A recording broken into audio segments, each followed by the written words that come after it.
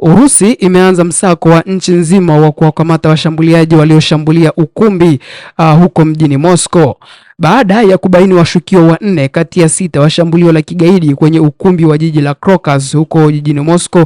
Tahadhari ya nchi nzima imetumwa kwa idara zote za polisi.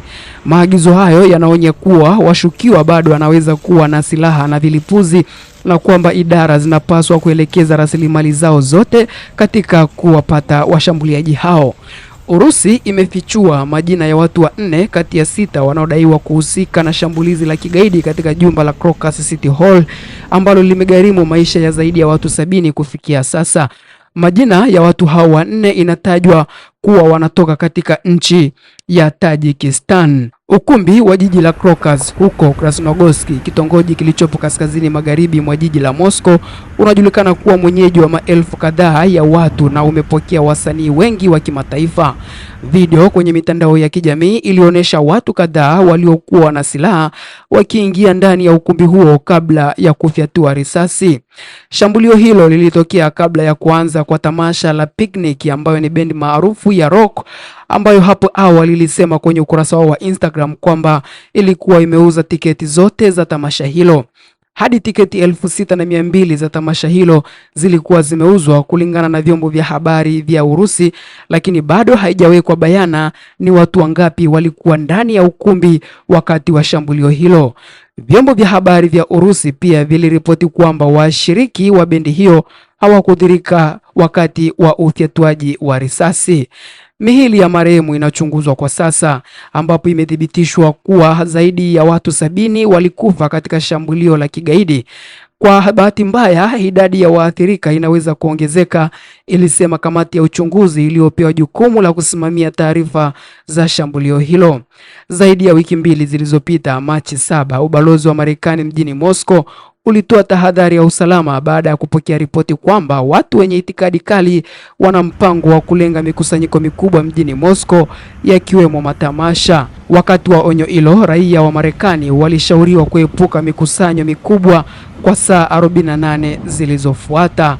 Usisahau kusubscribe kwenye YouTube channel hii ili uendelee kupata habari pamoja na matukio mbalimbali yanayokujia kutokea popote pale duniani. You know, there are people in Moscow and in Russia that object to the way Mr. Putin is governing the country, but I don't think we're at this early hour we can make a link between the shopping mall attack and political motivations. I think we need more time and we need to learn more information. Now, the United States said it had no prior knowledge of the terrorist attack that took place, but many are raising questions about a State Department travel advisory to Americans in Russia that specifically mentioned concerts as possible targets for a terrorist attack and was issued just 2 weeks prior to today's horrendous events. Now, the Russian Foreign Ministry spokesperson, Maria Zakharova, came forward with some very strong words for the United States as Russia is reacting to the horrifying scenes. Here's what Maria Zakharova had to say. The White House said it sees no signs that Ukraine or Ukrainians are involved in the terrorist attack in Moscow. On what basis do officials in Washington draw any conclusions about someone's innocence in the midst of a tragedy? If the United States has or had reliable data on this matter, then they must be immediately transferred to the Russian side. And if there is no such data, then the White House has no right to issue condolences to anyone. All those involved, as stated by the Russian leadership, will be identified by the competent authorities. Now, it's important to note that there was a Telegram post by an individual representing the office of the Ukrainian president saying, quote, "Let's be clear, Ukraine has absolutely nothing to do with these events." And in addition to that, we have heard from the European Union. The spokesperson, Peter Stano, said our thoughts are with all those Russian citizens affected. The UN Secretary General's office said it was saddened by the reports of the shooting as well. Now, there were some strong words from the president of Serbia. He said, "I want to express my sincere condolences to the citizens and leadership of Russia and the hope that the terrorists will be arrested. And I hope that this will never happen again, a tragic event that has unforeseen consequences.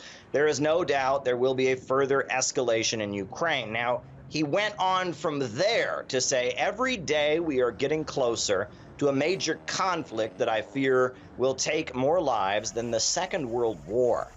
So quite an important statement from the president of Serbia. And many are asking questions about that mysterious travel advisory from the U.S. State Department prior to the attack and what U.S. officials may or may not have known, what information was available.